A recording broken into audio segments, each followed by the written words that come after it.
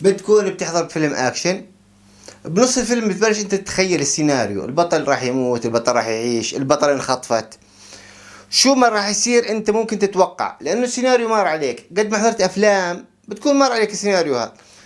نفس الشيء مع مشجعين الميلان، بس يصفر الحكم بيكونوا عارفين شو راح يصير. قد ما صار معهم خلص صرت تتوقع انت الفريق هذا شو راح يعمل، بس يصفر الحكم. طبعا انا بحكي عن مباراة تورينو ميلان، المباراة جولة 37 من مباريات ليجي كالتشيو الدوري الايطالي. تورينو ميلان ايش اللي صار؟ طبعا كالعادة دخل تورينو بتشكيلته المعتادة بالثلاثة 4 2 1. الميلان برضو دخل بتشكيلة المعتادة من المستر حاليا، اللي هي صارت يلعب فيها بدون النجوم، حتى يعطي رسالة للإدارة وللجماهير ولبعض الفرق اللي راح تتقدم له بعروضه بانه انا لعبت بدون فريق رديف، وانه اي نجوم اذا ريحتهم فريق راح يكون تعبان. على كل انه هو في معه بعض الحق، مش كامل الحق، في معه بعض الحق. على كل احنا راح نعمل كالتالي، راح ناخذ استراتيجيات الفريقين وندخل ببعض التفاصيل، ومن ثم نحكي بشكل عام عن طرحنا وعن تساؤلاتنا وعن كيفية الإجابة عن هذه التساؤلات. بداية تورينو، أو خلينا نحكي بداية ميلان الفريق الضيف. ميلان استراتيجياته كانت كالتالي، كان يجمع اللعب على الجهة اليمنى من خلال المحاور والأظهرة والجناحات، ومن ثم ينقل اللعب الجهة اليسرى عن جهة أوكافور حتى يعطيه موقف 1-1. الاستراتيجية الثانية كان الأظهرة عندنا يتقدموا للعمق حتى يعطوا مسار تمرير لأوكافور على اليسار أو بوليزيتش على اليمين. برضو من الاستراتيجيات اللي كانت محاورنا، أو كان يونس موسى يتقدم مع بن ناصر حتى يرفعوا مراقبيهم للأعلى، حتى تيجاني رايندرز يقوم بعمل ثيو وهو حمل الكرة للهجوم. استراتيجية تورينو كانت كالتالي مع يوريتش. طبعا مع يوريتش قبل ميلان وبعد ميلان هو بيلعب 1-1 ضغط عالي في جميع أرجاء الملعب. السؤال أو التساؤل اللي بنطرح كالتالي، انت يا بيولي كمدرب للميلان مش لازم هذا يكون السيناريو الافضل لك؟ لما انت تلعب مع فريق بيلعب معك 1-1، انك انت لانه جودتك يفترض جودة لاعبيك اعلى من جودة لاعبي الفريق الاخر، فيفترض انك انت تسعى للسيناريو هذا، مش انت تخاف منه او تكون مرتبك عشانه. لازم هذا يكون بالنسبة لك زي لما تنزل على المسبح وتطلع على طلقة الصوت البداية تنفجر. لازم يكون هذا السيناريو مناسب لك. لكن اللي بنشوفه دائما احنا الميلان بيكون وضع سيء مع الفرق بتضغط عالي. شو اللي عمله المستر حتى بين معنا الفريق بالطريقة هاي؟ عندنا لاعب اسمه يونس موسى. يونس موسى اللاعب هذا مراوغ من الدرجة الأولى وسريع لكنه أهوج. لما أنت تلعب سيناريو موسى، لو أنت تلعب يونس موسى بمركز قرب للخصم أو لمرمى الخصم، يتوقع منه أنه يكون عنده ابتكار، واللاعب هذا ما عنده الابتكار. انت كان تستغل 1-1 اللي بفرضها يوريتش زي ما لاعب الجيدو يعمل. لاعب الجيدو شو بيعمل؟ بفوز عليك بقوتك مش بقوته. هو قد ما كنت انت مدافع اكثر قد ما هو سيطر عليك اكثر. فانت بما انه يوريتش معطيك 1-1، لازم يونس موسى يلعب محور مع تيجاني رايندرز، الاثنين ممكن يطلعوا بمهاراتهم وفنياتهم. كونك انت تلعب مع فريق بضغط 1-1، فانت اذا تتجاوز خصمك المراقب لك انت راح تنفتح معك مساحات، لأنه يفترض فريقك يكون منتشر بطريقة ممتازة. يفترض أنه فريقك ينتشر بطريقة ممتازة، لذلك أي 1-1 أنت بتتخطاها هذا الحكي راح يعطيك مساحات في الأعلى، ممكن أنت من خلالها تخلي يونس موسى بسرعته ينتقل كحامل الكرة، أو تيجاني رايندرز من خلال تمريرة حريرية مبطنة من أقدامه ممكن يوصل أي لاعب فيهم لانفراد أو لفرصة خطرة. اللي صار بأنه الشوط الأول كونه إحنا لعبنا بمحاورنا الأعلى، كان في مساحات عندنا بفراغات بخط الوسط من خلال أكلنا جولين. 2-0 كانت نتيجة الشوط الأول. خلينا نحكي بالشوط الأول أخذ الشر وراح. الشوط الثاني أول دقيقة أكلنا جول الثالث، أول دقيقة أكلنا جول من اللاعبنا السابق ريكاردو رودريغيز. طبعا هو مش عبد يعني، خلاص هو لعب معنا فترة وطلع، حس الفريق هذا آمن فيه، فحقه انه يفرح لانه هو قاعد بيساعده، حقه انه يفرح لانه الفريق امن فيه وبقدرته ووقع معه عقد. هو اولا واخيرا بيشتغل بده يعيل اسرته، ففي فريق اعطاه مصاري اعطاه عقد، حقه انه يفرح معه.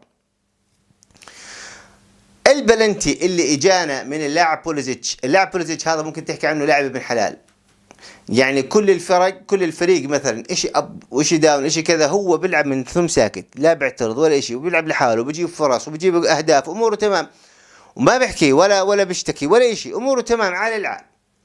المهم تنفيذ بن ناصر ركلة الجزاء بصراحة شيء ممتاز. تنفيذ بن ناصر ركلة الجزاء شيء ممتاز، لانه هو وقف على الكرة، ما اعطاها عزم قوي، اعطاها مراوغة وسدد بالجهة المقابلة. تصور يعني مش يعني حتى اعتقد لو الحارس نط بالجهة اللي لعب عليها بن ناصر ممكن ما يجيبها، لان كانت مسددة بشكل قوي وبشكل مركز. بصراحة تسديد الكرة، تنفيذ الكرة شيء ممتاز. ولو انه بشكل عام اللاعب اللي بيلعب بجهة اليسرى معرض انه يضيع كرات اكثر من اللاعب اللي بيلعب برجل اليمنى. المهم الدقيقة 60 المستر اتدخل، طلعوا كافور ودخل لياو. طبعا من الدقيقة 60 للدقيقة 70 لما صارت التبديلات الثانية واحنا فاقدين لياو، او مش مستفيدين من لياو بالطريقة المثلى. ليش؟ لانه لياو لعب كمهاجم، لياو قريب من خط المرمى، قريب من مرمى الخصم، ما بيعطيك اضافة زي ما يكون بعيد عن مرمى الخصم. لياو اي نعم انه هو مراوغ وممكن يراوغك على الواقف، لكن اولا واخيرا هو حساسية المرمى عنده معدومة، يعني مش لهالدرجة، مش هالتنفيذ العالي عنده بالفينش، ما بيخلص بشكل ممتاز. لذلك انت بدك الفائدة من لياو. لياو على الجناح بيكون ممتاز، لياو على الجناح الايسر بيكون ممتاز. هذا اللي صار بالدقيقة 70، بانه لما صارت التبديلات نزل جيرو، رجعنا نلعب 4-2-3-1. المشكلة احنا حكينا عن مشكلة يونس موسى، انه لازم يكون اقرب لمرمانا حتى يكون لاعب تكتيكي، لانه اللاعب هذا ما عنده خيال امام المرمى انه يعمل فرص او كذا. اللي صار نزل بوبيجا. بوبيجا شو لعب محور. بوبيجا الموسم اللي توهج فيه مع تورينو كان يلعب كبوكس تو بوكس اقرب للمرمى، وكان يفوت على منطقة جزاء الخصم ويكمل، اما ياخذ سكند بول او هو يكمل لحاله يعمل فينش وانتو مع مهاجم تورينو. لكن اللي صار انه المستر اراد انه يلعبه محور. طبعا احنا ما استفدنا منه لانه هو سيء بالتدرج، هو ممتاز لما يكون امام المرمى قريب من المرمى، غير هيك انت تتعب، ما منه فايدة. على كل المباراة هاي بتعطيك فكرة بانه بيولي لا زال باخطائه، ما راح يتحسن. هذا المدرب مش مدرب بطولات، مدرب اجا كمدرب طوارئ. بصراحة قدم للميلان، قدم اللي عنده زيادة، مجهود يذكر فيشكر وانتهى. هو عارف انه موسم انتهى، لذلك هو قاعد بيبعث رسائل خلال اللعيبة اللي بيلاعبهم انه يعني انا فريقي مش جاهز، فريقي مش فريق بطولات، فريق الرديف ما عندي، انا غابوا عني اللاعبين المهمين، فانا فريقي راح يتعب. على كل مسألة التدريب هاي بنطلع لنقطة ثانية اللي هي مسألة فونسيكا.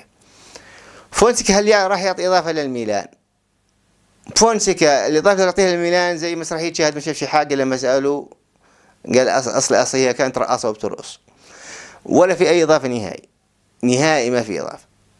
يعني ممكن هو يلعب بشكل حلو وأموره تمام ماشي والفريق تكتيكي أوكي، بس اللعيبة اللي عندك وصلوا لمرحلة إذا ما قدرت تسيطر عليهم الفريق راح يضيع منك.